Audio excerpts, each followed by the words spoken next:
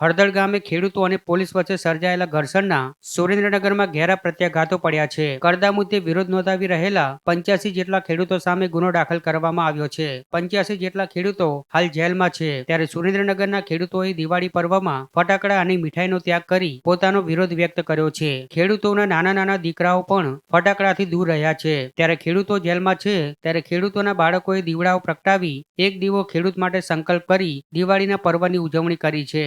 85 ખેડૂતો જેલમાં ગયા હોવાના કારણે મીઠાઈથી પણ દૂર રહેવા અંગેનો સંકલ્પ ખેડૂત પરિવાર દ્વારા કરવામાં આવ્યો છે.